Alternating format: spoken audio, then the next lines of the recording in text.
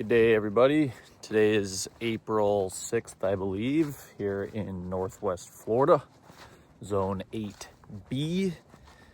And the wife and I planted our first Syntropic contour bed swale mixture with cover crop.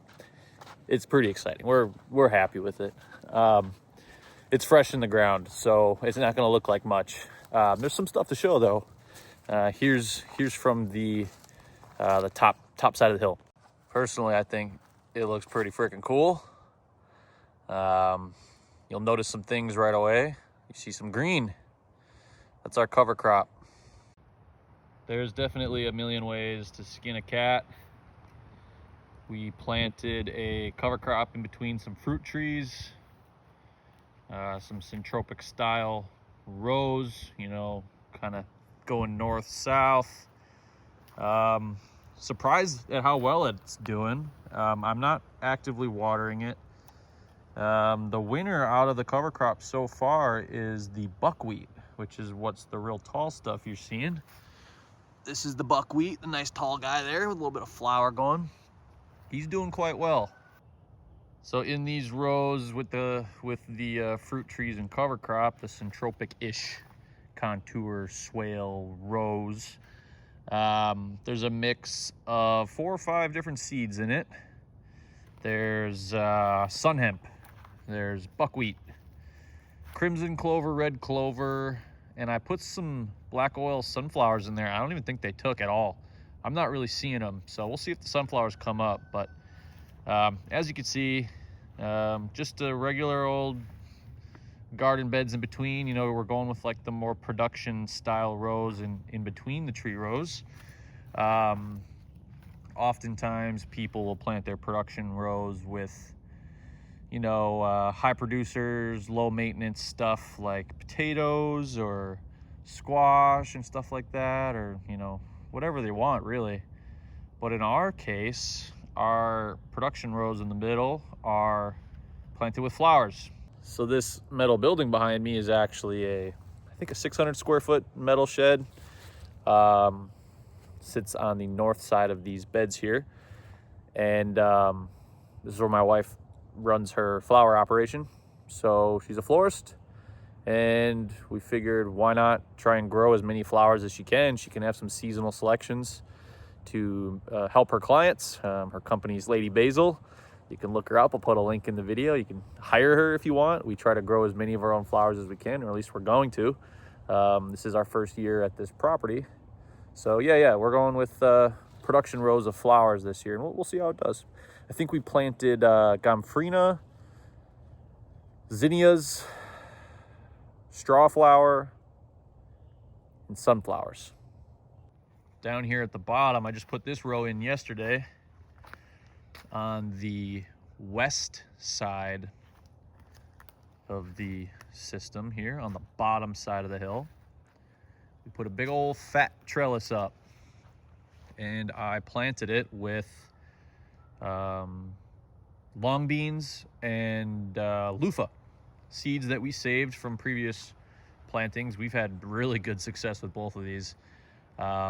It seems like the long beans could grow in literally nothing sometimes. So just basically, all the stuff we raked up from the paths, just put it all under there, all that duff and pine straw and a little bit of humus. Just kind of fluffed it up into a nice little row, and then I topped it with some compost that I've been building, and planted them right into it. And I like to expect that they're gonna grow really freaking well. So we'll see here in a couple months how it's doing.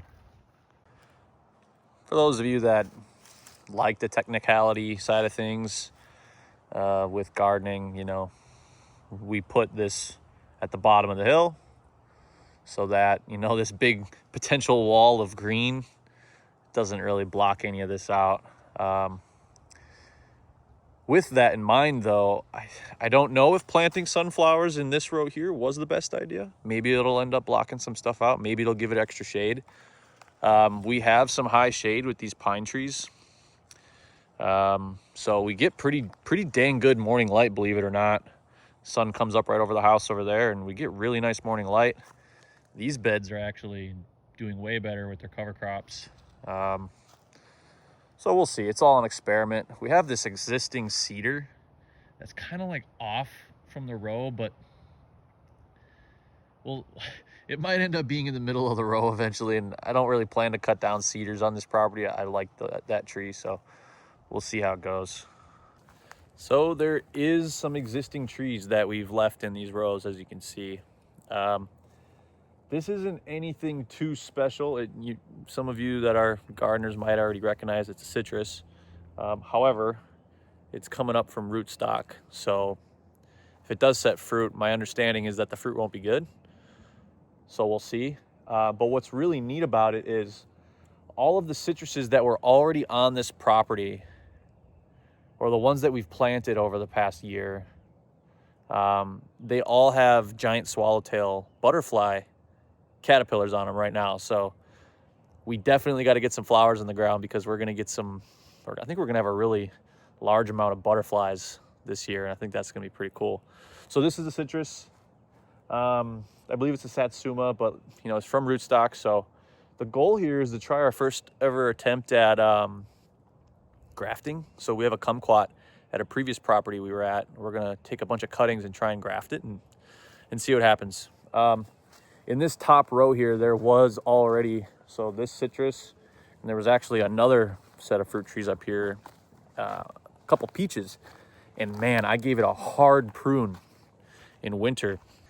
And to my surprise, it's not only put a good flush of growth, but it flowered, and it seems like it might set fruit. It might not, I don't know.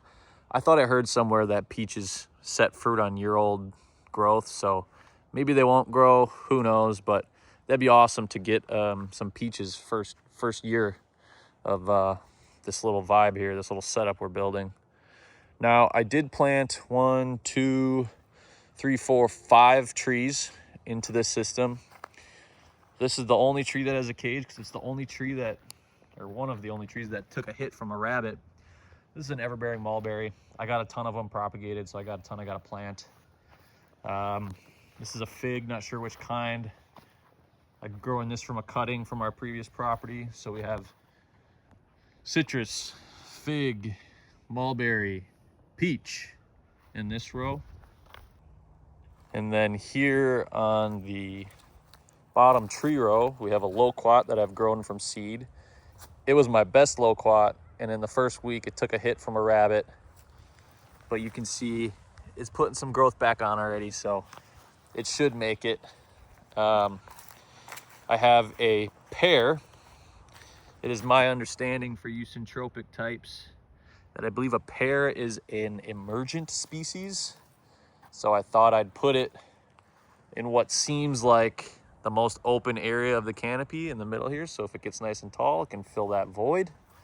Who knows? I'm just all an experiment. And then we have another everbearing mulberry down here. And you can see the cover crop, the chop and drop stuff that we're gonna do, and then the cedar. The goal is to eventually clear out this brush pile, extend these rows probably another 30, 40 feet, add another handful of trees, ton more garden space. I think we'll probably leave these beds here as is and maybe make a bit of a gap and then start a new set of rows, and then maybe have production, high volume veggies in there. But that is the Syntropic style contour bed gardens, our first go at it.